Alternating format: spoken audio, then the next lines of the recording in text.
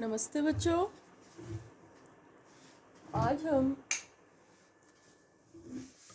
इस चैप्टर का आखिरी वीडियो स्टार्ट करने जा रहे हैं, आखिरी टॉपिक स्टार्ट करने जा रहे हैं, न्यूक्लिक अम्ल। न्यूक्लिक अम्ल जैविक दृष्टि से काफ़ी इम्पोर्टेंट है संघटक, क्योंकि गुणसूत्र इसी के बने होते हैं और न्यूक्लिक अम्ल ही है जो हमारे गुणों का निर्धारण भी करते हैं और उन्हें एक पीढ़ी से दूसरी पीढ़ी में लेकर भी जाते हैं। तो देखते हैं न्यूक्लिक अम्ल के बारे में। न्यूक्लिक अम्ल कार्बन, हाइड्रोजन, ऑक्सीजन, नाइट्रोजन और फास्फोरस के रैखिक बहुलक हैं। हमने कार्बोहाइड्रेट पढ़े जिनमें कार्बन, हाइड्रोजन, ऑक्सीजन थे। मुख्य रूप से ये तीन तत्व पाए जा रहे थे। प्रोटीन पढ़े जिनमें कार्बन, हाइड्रोजन, ऑक्सीजन के साथ नाइट्रोजन भी था। न्यूक्लिक अम्ल में इनके साथ फास्फोरस भी होता है, प्रतीक है P। इसके रैखिक बहुलक हैं।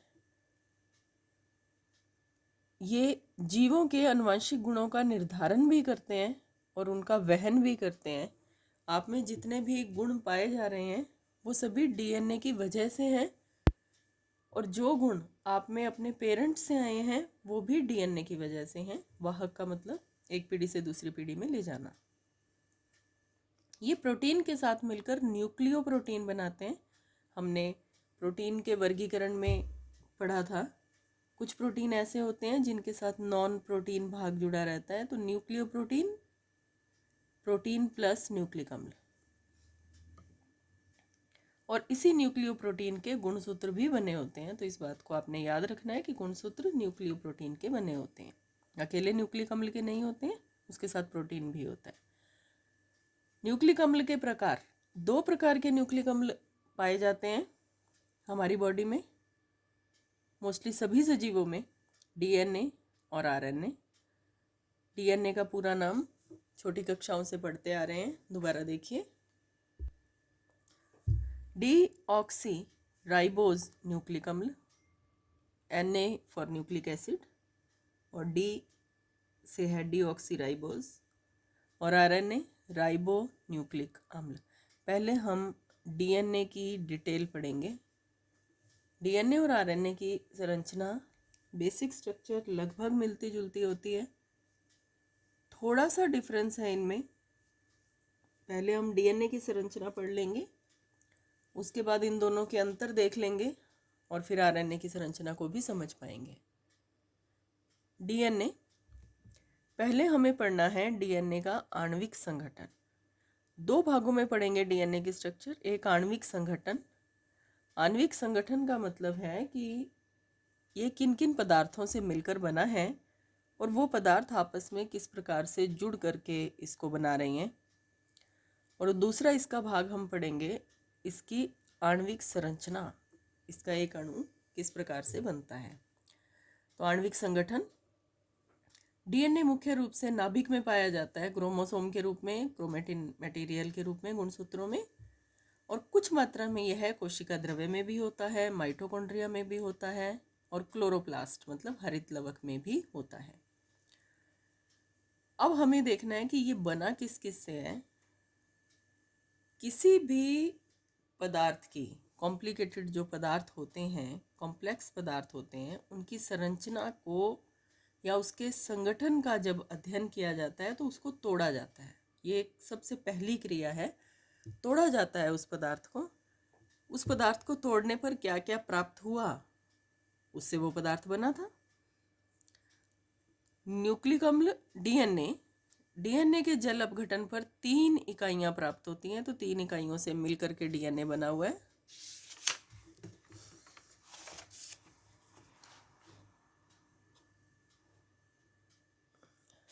फॉस्फोरिक अम्ल, फॉस्फोरिक अम्ल के दोनों सूत्र आपने याद रखने हैं। अणुसूत्र H3PO4, H3PO4 ध्यान देंगे। हाइड्रोजन है H बड़ा, फॉस्फोरस P बड़ा, ऑक्सीजन O बड़ा। छोटा नहीं बनाना इसको। और इसकी संरचना देखिए, इसको समझ लें, बहुत आसान संरचना है। P फॉस्फोरस सेंटर में अकेला है, केंद्रीय परमाणु है। एक तरफ डबल बॉन्ड O और 3 तरफ OH। ये है फॉस्फोरिक अम्ल की संरचना। दूसरा जो भाग इसका प्राप्त होता है वो है डीऑक्सीराइबोज शर्करा। डीऑक्सीराइबोज शर्करा यह पेंटोज शर्करा है, 5 कार्बन से बनी है।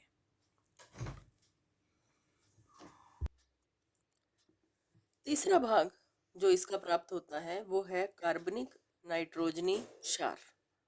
नाइट्रोजनी क्षार भी इसको कहते हैं कॉमन लैंग्वेज में, लेकिन इन डिटेल ये कार्बनिक नाइट्रोजनी क्षार हैं। कार्बनिक नाइट्रोजनी क्षार 2 ग्रुप्स में बांटे जा सकते हैं। जो डीएनए में कार्बनिक नाइट्रोजनी क्षार मिलते हैं उन्हें 2 ग्रुप्स में बांटा जाता है, प्यूरीन्स और पिरिमिडीन। प्यूरीन फिर से 2 प्रकार के हैं, एडिनिन सिंबल बड़ा ए, ग्वानिन सिंबल बड़ा जी, थाइमिन सिंबल बड़ा टी और साइटोसिन सिंबल बड़ा सी। संक्षेप में कहें तो कार्बनिक नाइट्रोजनी क्षार जो डीएनए में मिलते हैं वो 4 हैं, एडिनिन, ग्वानिन, थाइमिन और साइटोसिन। ये अक्सर पूछा जाने वाला एक छोटा प्रश्न है। डीएनए में पाए जाने वाले नाइट्रोजनी क्षारकों के नाम बताएं। अब है इनकी व्यवस्था, क्या क्या पाया जाता है वो तो हमने पढ़ लिया। एक फॉस्फोरिक अम्ल होगा, डीऑक्सीराइबोज शर्करा होगी और 4 प्रकार के नाइट्रोजनी क्षार पाए जा सकते हैं, एडेनिन, ग्वानिन, थाइमिन और साइटोसिन। एक बात और ध्यान रखें कि प्रत्येक जो डीएनए है उसके जो घटक हैं ये आपस में जुड़ करके एडजस्ट होते हैं, तब डीएनए बनता है। उनमें एक फॉस्फोरिक अम्ल, एक डीऑक्सीराइबोज शर्करा और इन चारों में से केवल एक क्षारक जुड़ेगा। चारों इकट्ठे नहीं जुड़ते हैं कभी भी। एक फॉस्फोरिक अम्ल होगा, एक डीऑक्सीराइबोज शर्करा का अणु होगा, तो इन चारों में से एक होगा। इस प्रकार से इस रेशो में जुड़ते हैं ये। अब इन तीनों घटकों की आपस में क्या व्यवस्था है इसको हम 3 स्टेप्स में पढ़ते हैं या सीखते हैं, देखते हैं।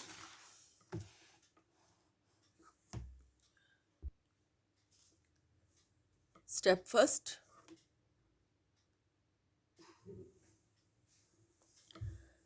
न्यूक्लियोसाइड का बनना। न्यूक्लियोसाइड का बनना। न्यूक्लियोसाइड कैसे बनते हैं? सबसे पहले डीऑक्सीराइबोज शर्करा और कोई एक नाइट्रोजनी क्षार आपस में जुड़ जाता है। अभी अभी हमने बात की थी, केवल एक ही नाइट्रोजनी क्षार एक बार में जुड़ता है। तो सबसे पहले शर्करा और नाइट्रोजनी क्षार, कोई एक नाइट्रोजनी क्षार आपस में जुड़ेंगे, तब बनता है न्यूक्लियोसाइड। डीएनए में 4 प्रकार के नाइट्रोजनी क्षार हैं, तो 4 प्रकार के न्यूक्लियोसाइड भी बनते हैं। डीऑक्सीराइबोज शर्करा अगर एडेनिन से जुड़ जाती है तो पहले प्रकार का नाइट्रोजनी क्षार बनता है एडिनोसिन। पहले प्रकार का न्यूक्लियोसाइड बनता है एडिनोसिन। अगर डीऑक्सीराइबोज शर्करा ग्वानिन से जुड़ती है तो दूसरा न्यूक्लियोसाइड बनता है ग्वानोसिन। अगर थाइमिन से जुड़ती है तो तीसरा न्यूक्लियोसाइड बनता है थाइमिडीन। और यदि साइटोसिन से जुड़ती है तो बनता है साइटिडीन। तो यहाँ पर अगला प्रश्न आता है, न्यूक्लियोसाइड कैसे बनते हैं? तो आप बताते हैं डीऑक्सीराइबोज शर्करा और कोई एक नाइट्रोजनी क्षार आपस में जुड़ जाते हैं तो बनता है न्यूक्लियोसाइड। या ऐसे भी पूछा जा सकता है कि शर्करा और नाइट्रोजनी क्षार के जुड़ने से क्या बनता है। अगला प्रश्न, डीएनए में कौन कौन से न्यूक्लियोसाइड बनते हैं? कितने बनते हैं? 4। कौन कौन से बनते हैं? एडिनोसिन, गुआनोसिन, थाइमिडीन और साइटिडीन। 4 प्रकार के न्यूक्लियोसाइड बनते हैं। एक बात ध्यान रखने लायक है, डीऑक्सीराइबोज शर्करा, ध्यान रखें हमने कहा कि इसमें 5 कार्बन होते हैं। तो डीऑक्सीराइबोज शर्करा के 1 नंबर कार्बन पर नाइट्रोजनी क्षार जुड़ता है और वो भी ग्लाइकोसिडिक बंध के द्वारा जुड़ता है। जो बंध कार्बोहाइड्रेट्स में पाया जा रहा था, ग्लाइकोसिडिक बंध, उसके द्वारा कोई भी नाइट्रोजनी क्षार डीऑक्सीराइबोज शर्करा के कार्बन नंबर 1 पर जुड़ता है। ये प्रश्न भी कभी कभी पूछा जाता है। स्टेप सेकंड, न्यूक्लियोटाइड का बनना। पहले शर्करा और नाइट्रोजनी क्षार आपस में जुड़ गए, न्यूक्लियोसाइड बना। 3 घटक थे, फॉस्फोरिक अम्ल, शर्करा और क्षार। शर्करा और क्षार जुड़ चुके हैं, बचा फॉस्फोरिक अम्ल। तो सेकंड स्टेप में फॉस्फोरिक अम्ल जुड़ता है इस बने हुए न्यूक्लियोसाइड के साथ। जो फर्स्ट स्टेप में न्यूक्लियोसाइड बना, उसके साथ सेकंड स्टेप में फॉस्फोरिक अम्ल जुड़ जाता है। फॉस्फोरिक अम्ल H3PO4। अब बनता है न्यूक्लियोटाइड। डिफरेंस देखिए, न्यूक्लियोसाइड जो शुगर और नाइट्रोजनी क्षार से बना, न्यूक्लियोटाइड जो न्यूक्लियोसाइड मतलब शुगर और नाइट्रोजनी क्षार प्लस फॉस्फोरिक अम्ल से बना। तो तीनों कॉन्स्टिट्यूएंट्स आ गए, एक एक अणु उनका, न्यूक्लियोटाइड। न्यूक्लियोसाइड 4 तरह के होते हैं तो न्यूक्लियोटाइड भी 4 तरह के होते हैं। फॉस्फोरिक अम्ल तो एक ही है, एक जैसे ही हैं सारे फॉस्फोरिक अम्ल। एडिनोसिन न्यूक्लियोसाइड यदि फॉस्फोरिक अम्ल से जुड़ता है तो बनता है एडिनोसिन मोनोफॉस्फेट। और यदि गुआनोसिन फॉस्फोरिक अम्ल से जुड़ता है तो बनता है गुआनोसिन मोनोफॉस्फेट। क्या आप यहाँ पर इस बात को समझ पाए हैं कि न्यूक्लियोसाइड से न्यूक्लियोटाइड बनते हैं तो उसमें फॉस्फोरिक अम्ल जुड़ता है और उसका नाम भी उसी प्रकार से बन जाता है, न्यूक्लियोसाइड के पीछे मोनोफॉस्फेट लगा दिया जाता है। तो यदि थाइमिडीन नाम का न्यूक्लियोसाइड यदि फॉस्फोरिक अम्ल के साथ जुड़ेगा तो क्या बनेगा? Thymidine monophosphate.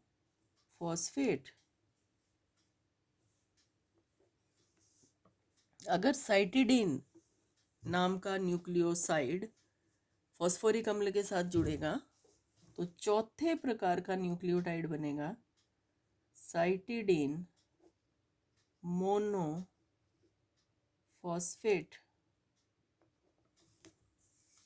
तो ये 4 प्रकार के न्यूक्लियोटाइड हैं जो डीएनए में पाए जाते हैं। नेक्स्ट क्वेश्चन आ रहा है, न्यूक्लियोटाइड कैसे बनते हैं? तो हम बताते हैं, न्यूक्लियोसाइड और फॉस्फोरिक अम्ल के जुड़ने से न्यूक्लियोटाइड बनते हैं। न्यूक्लियोटाइड कितने प्रकार के हैं डीएनए में? 4 प्रकार के। और उनके नाम कैसे लिखे जाते हैं? न्यूक्लियोसाइड के पीछे मोनोफॉस्फेट लगाकर। नोट, फॉस्फोरिक अम्ल डीऑक्सीराइबोज शर्करा के या तो C5 पर जुड़ता है या C3 पर जुड़ता है। एक्चुअली फॉस्फोरिक अम्ल डीऑक्सीराइबोज शर्करा के दोनों कार्बनों पर जुड़ता है, लेकिन वो अलग अलग फॉस्फोरिक अम्ल होंगे। एक C5 पर, एक C3 पर जुड़ेगा। ये हम आगे डिटेल करेंगे, उसमें आपको समझ आएगा। बस अब आप इतना ध्यान रखें अभी तक के लिए कि न्यूक्लियोटाइड बनाते समय फॉस्फोरिक अम्ल डीऑक्सीराइबोज शर्करा के C3 या C5 पर जुड़ता है। और यहाँ पर जो बंध बनता है वो है फॉस्फो डाई एस्टर बंध। स्टेप 3, पॉलीन्यूक्लियोटाइड का बनना। पॉली का मतलब बहुत सारे, न्यूक्लियोटाइड आप समझ ही गए। बहुत सारे न्यूक्लियोटाइड जब आपस में जुड़ जाते हैं तो बनता है पॉलीन्यूक्लियोटाइड। न्यूक्लियोटाइड परस्पर शर्करा के C5 और C3 के द्वारा आपस में जुड़ते हैं। एक शर्करा का C5 होगा, दूसरी शर्करा का C3 होगा और वो आपस में जुड़ जाएंगे फॉस्फोडाइएस्टर बंध के द्वारा, तब बनती है पॉलीन्यूक्लियोटाइड श्रृंखला। अब हम स्ट्रक्चर बना रहे हैं पॉलीन्यूक्लियोटाइड की, उससे आप और अच्छे से और डिटेल में समझ पाएंगे इसको। देखते हैं, स्टेप वाइज करेंगे। जिन स्टेप्स में हमने इनको पढ़ा है उन्हीं स्टेप्स में हम इस स्ट्रक्चर को बनाने की कोशिश करेंगे। सबसे पहले आप जानते हैं न्यूक्लियोसाइड बनाने के लिए सबसे पहले डीऑक्सीराइबोज शर्करा और नाइट्रोजनी क्षार आपस में जुड़ते हैं। तो हमें सबसे पहले सीखनी है डीऑक्सीराइबोज शर्करा। पीछे हमने डिटेल में पढ़ा था कि डीऑक्सीराइबोज शर्करा पेंटोज शुगर होती है, मतलब इसमें 5 कार्बन होते हैं। तो हम इसकी हार्वर्ड संरचना बनाएंगे,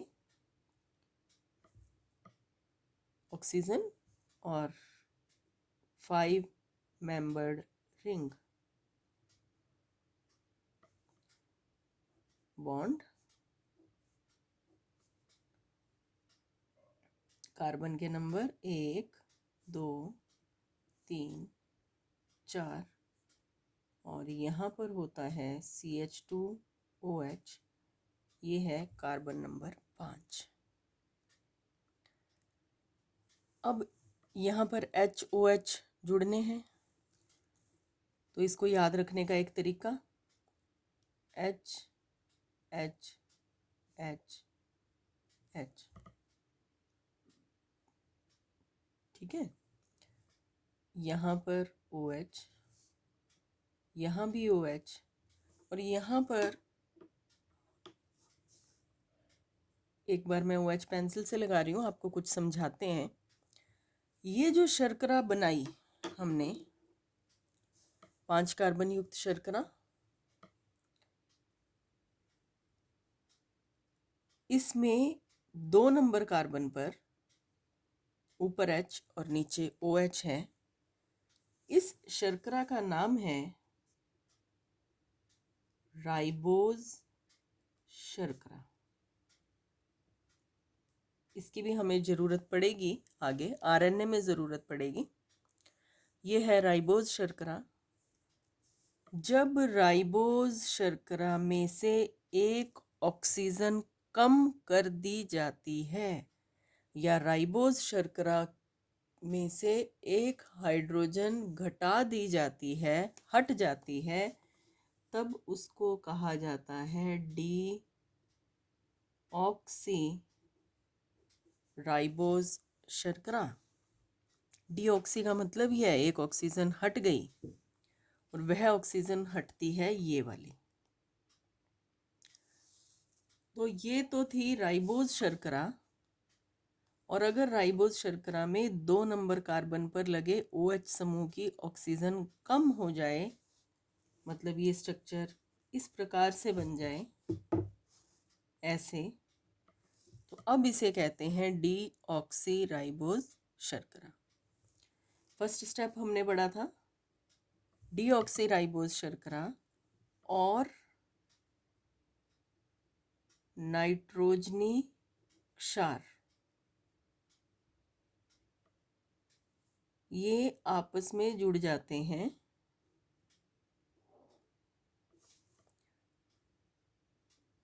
और हमने ये भी पढ़ा था कि नाइट्रोजनी क्षार डीऑक्सीराइबोज शर्करा के C1 पर जुड़ता है ग्लाइकोसिडिक बॉन्ड से।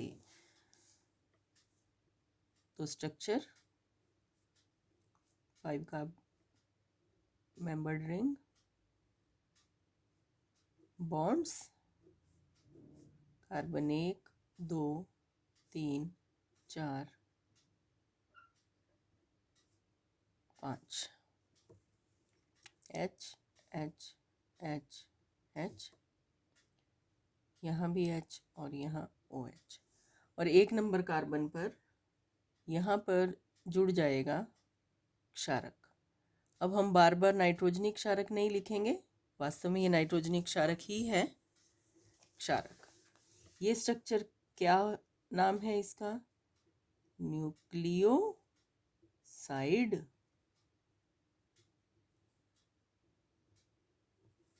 न्यूक्लियोसाइड, ये है फर्स्ट स्टेप।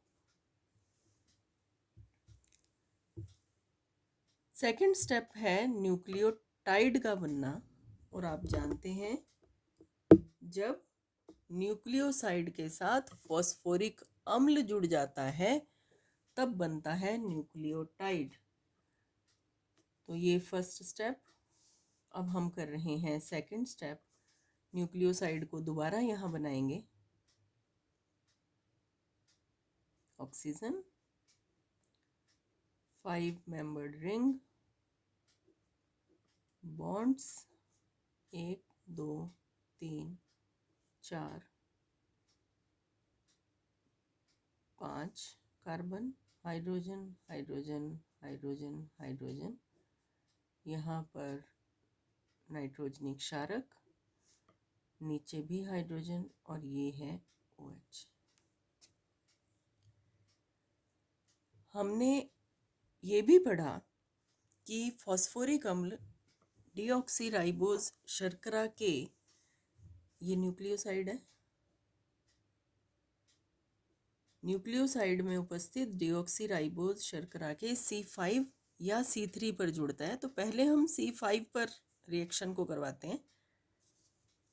यहाँ पर हम लिखेंगे फॉस्फोरिक अम्ल प्लस फॉस्फोरिक अम्ल POH,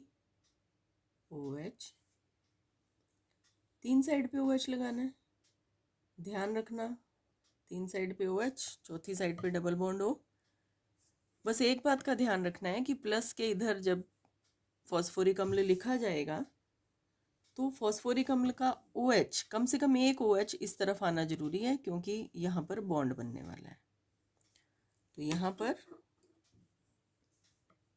ये H और OH बाहर निकल जाते हैं, हट जाते हैं, ये बनता है, वाटर निकल जाएगा, माइनस वाटर, इनको आपस में जोड़ दें, बन जाएगा न्यूक्लियोटाइड। बहुत आसान है जोड़ना, स्टेप वाइज समझेंगे इन रिएक्शंस को। न्यूक्लियोटाइड, यहाँ से जोड़ना शुरू करेंगे, लिखना शुरू करेंगे, O double bond P OH OH, अब ये H निकल चुका तो सिर्फ O, ये OH भी निकल चुका तो बॉन्ड CH2, ये 5 नंबर कार्बन था, देखिए ये बॉन्ड नीचे आ रहा है, हाइड्रोजन, यहाँ से 5 मेंबर्ड रिंग निकल रहा है,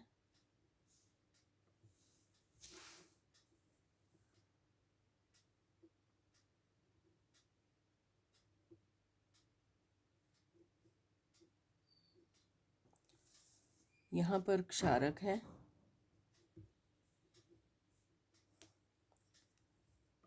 नीचे H है, यहाँ पर H और H, यहाँ H और OH, ये है न्यूक्लियोटाइड। समझकर करेंगे तो बहुत आसान और मज़ेदार संरचना है। न्यूक्लियोसाइड के साथ फॉस्फोरिक अम्ल हमने यहाँ जोड़ा था, वाटर निकल जाता है, बाकी सारी की सारी संरचना हम यहाँ से यहाँ लिख लेते हैं, इनको आपस में जोड़कर।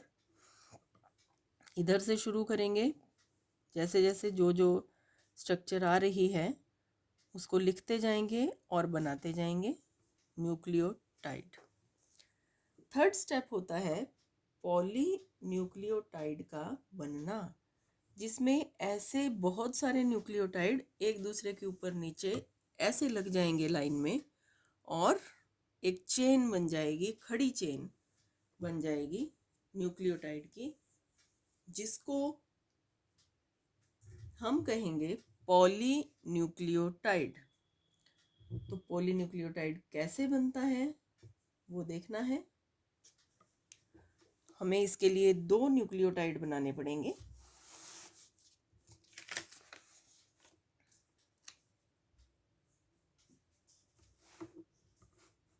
ये जो ऊपर हमने न्यूक्लियोटाइड बनाया है, बिल्कुल यही वाले 2 न्यूक्लियोटाइड यहाँ बनाते हैं और देखते हैं कि कैसे बनता है पॉलीन्यूक्लियोटाइड। स्टेप 3।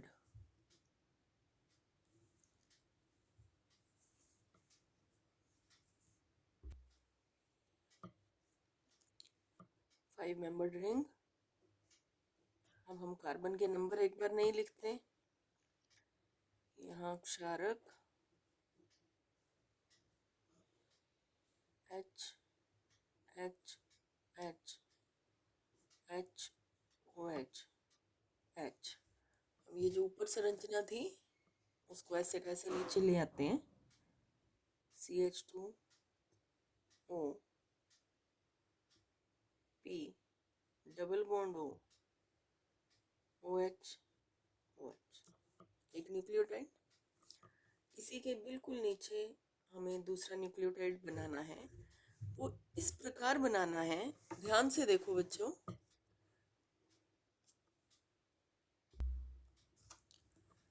दूसरा न्यूक्लियोटाइड यहाँ पर आएगा। अब जो बॉन्ड बनेगा ये है कार्बन 3। हमने बताया कि फॉस्फोरिक अम्ल C3 और C5 पर जुड़ते हैं। इस डीऑक्सीराइबोज शर्करा के C5 पर फॉस्फोरिक अम्ल जुड़ चुका, अब बचा है C3 यहाँ पर जुड़ना है। तो हम दूसरा न्यूक्लियोटाइड इस प्रकार से लिखेंगे कि वो इसके सामने आए ताकि यहाँ पर बॉन्ड बनाया जा सके। और फॉस्फोरिक अम्ल का ये OH, ध्यान देना, फॉस्फोरिक अम्ल का ये OH अगले वाले न्यूक्लियोटाइड का जो फॉस्फोरिक अम्ल है उसका ये वाला OH, और इस न्यूक्लियोटाइड का ये वाला OH, ये आमने सामने आने चाहिए। तो इसी स्ट्रक्चर को दोबारा लिखना है, लेकिन OH यहाँ पर आ जाना चाहिए। तो देख रहे हैं प्लस OH, ये वाला OH है, ध्यान देना, ये OH है,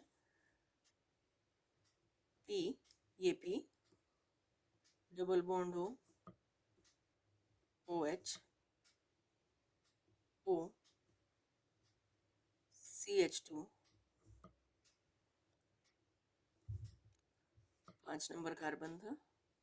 ये देखो इस CH2 से नीचे एक बॉन्ड निकल रहा है ऐसे,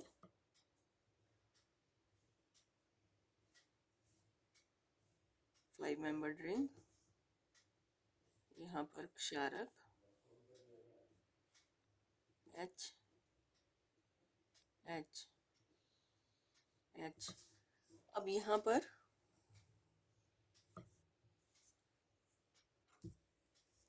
OH और H, स्ट्रक्चर पूरी हो गई। अब यहाँ पे वाटर निकालना है।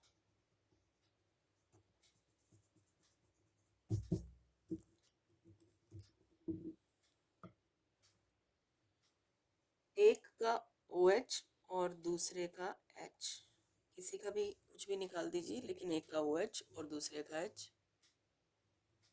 यहाँ से वाटर निकल जाएगा।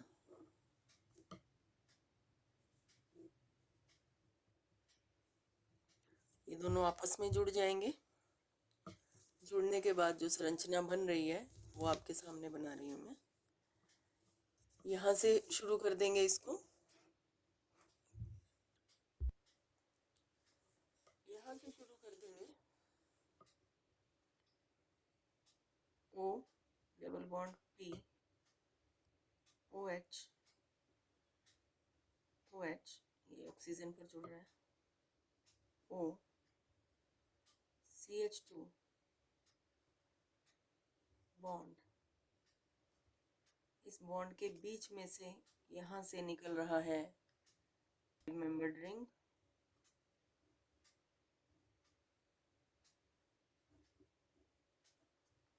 यहाँ पे है क्षारक H H H H, यहाँ पे O, ये ध्यान से बनाना। इधर आ जाएगा P, double bond O, O CH2,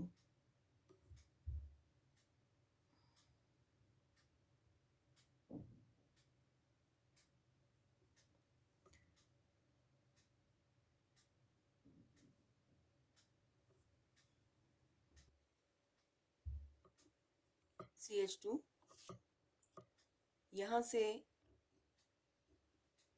hydrogen, फिर से 5 मेंबर्ड रिंग,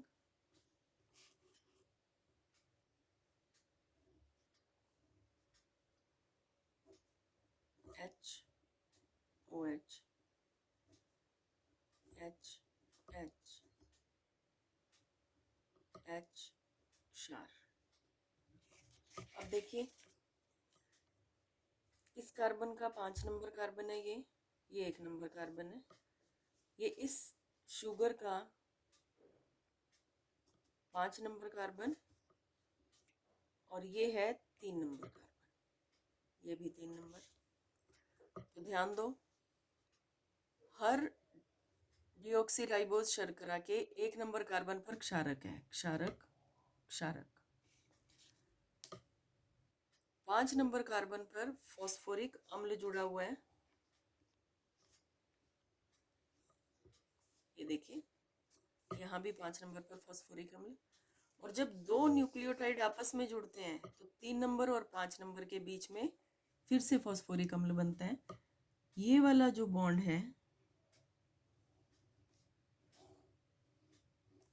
इसको कहा जाता है फॉस्फो डाई एस्टर बंध।